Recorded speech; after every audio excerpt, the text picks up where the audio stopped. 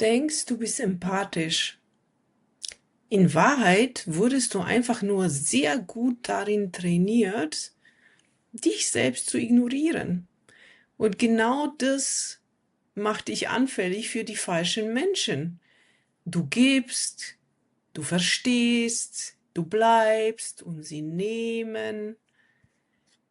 Aber es gibt einen Moment, über den niemand spricht, der Moment, in dem du plötzlich aufhörst. Und genau dieser Moment verändert alles. Wenn du empathisch bist, kennst du das. Du verstehst Menschen sofort. Du spürst ihre Emotionen, du findest Gründe für ihr Verhalten und irgendwann sagst du Dinge wie, ach, er meinte es nicht so, oh, sie hatte es schwer oder ich muss einfach geduldiger sein. Und das Verrückte ist, am Anfang fühlt sich das sogar richtig an. Du bist die Person, die alles zusammenhält, die versteht, die nicht eskaliert.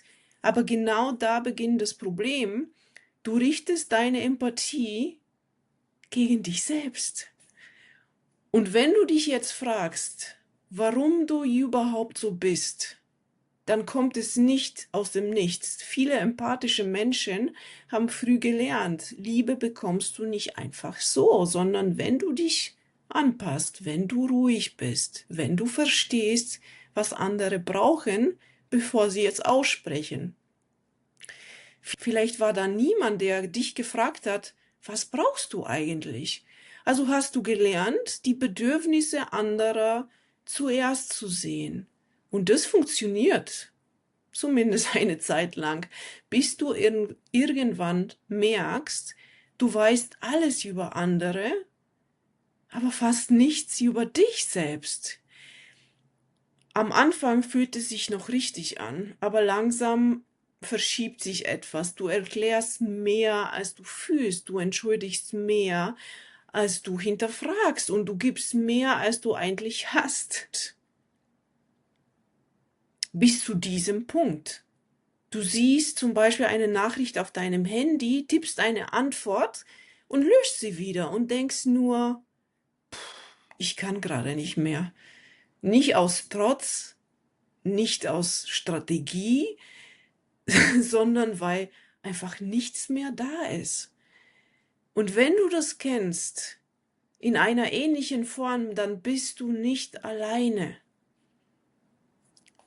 Und jetzt passiert etwas, was die meisten komplett falsch verstehen. Sie denken, du ziehst dich zurück, du wirkst kalt, du verlierst Interesse, du kommst denen irgendwie komisch vor, aber in Wahrheit passiert etwas ganz anderes. Das System bricht zusammen, denn toxische Dynamiken funktionieren nur, wenn du reagierst, wenn du erklärst, wenn du dich schuldig fühlst.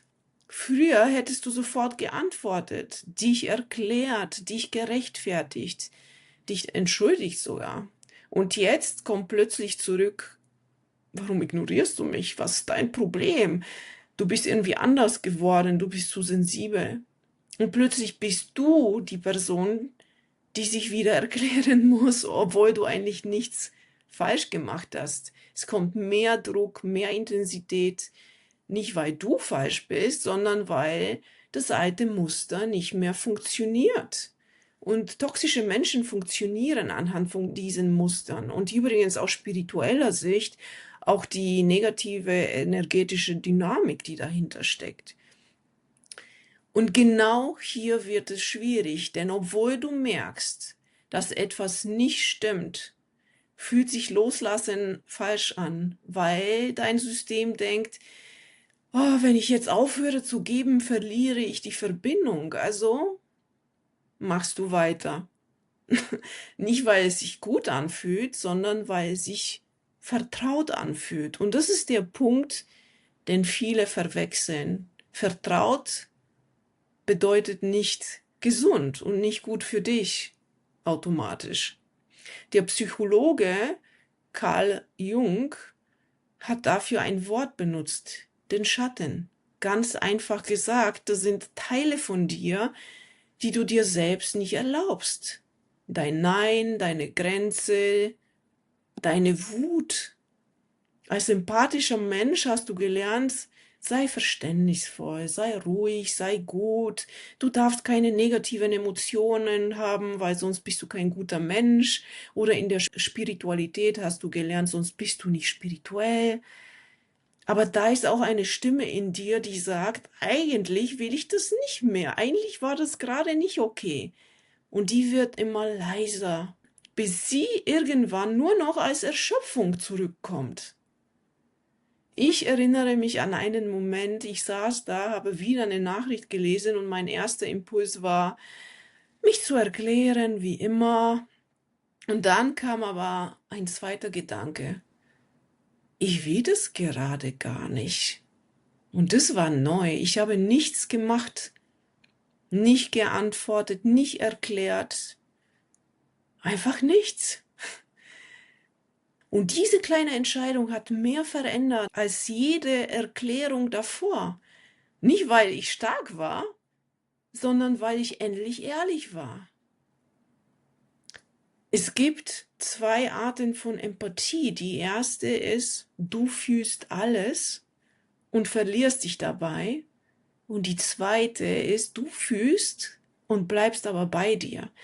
Und der Unterschied ist gewaltig. Es ist deine Grenze. Und hier passiert der eigentliche Shift. Du antwortest nicht mehr sofort, du erklärst nicht mehr endlos, du rechtfertigst dich nicht mehr für alles. Du wirst nicht lauter, nicht härter, sondern einfach nur klarer. Und genau das können Menschen, die von deiner Energie gelebt haben, nicht kontrollieren. Und ich will ganz ehrlich mit dir sein, dieser Weg ist nicht nur ruhig und klar und einfach. Am Anfang fühlt es sich eher so an. Du zweifelst an dir, du fragst dich, ob du übertreibst. Und genau hier geben die meisten wieder auf. Weil das Alte vertraut war. Es war deine Komfortzone. Auch wenn es dich erschöpft hat. Und manchmal hörst du, du hast dich verändert. Du bist nicht mehr wie früher. Irgendwas stimmt nicht mit dir. Und weißt du was? Das stimmt. Denn früher hast du dich selbst übergangen und heute tust du es einfach nicht mehr. Und Menschen, die nicht toxisch sind, werden es verstehen und werden deine Grenzen auch akzeptieren, wenn du sie liebevoll setzt. Wenn du wissen willst, ob du gerade in diesem Muster bist, dann achte auf 3 Dinge. Erstens, du bist emotional erschöpft. Nicht manchmal emotional erschöpft, sondern dauerhaft. Zweitens, du erklärst Verhalten, das dich verletzt. Du erklärst zum 5. Mal, warum dich etwas getroffen hat und hörst zum Beispiel, ach, du bist zu sensibel. Drittens, du entschuldigst dich automatisch für alles, immer und immer wieder, für Dinge wie, sorry, dass ich so spät antworte, obwohl du eigentlich nur müde warst. Und jetzt kommt der wichtigste Punkt. Du musst nicht kämpfen. Das ist nicht die Lösung. Du musst nicht unbedingt konfrontieren, du musst nicht streiten, du musst nur anfangen, dir eine Frage zu stellen. Was brauche ich gerade wirklich? Und wenn ich wieder antworte, wenn ich mich wieder rechtfertige, was macht es mit mir? In dem Moment, in dem du aufhörst, das ist nicht dein Ende, es ist dein Anfang.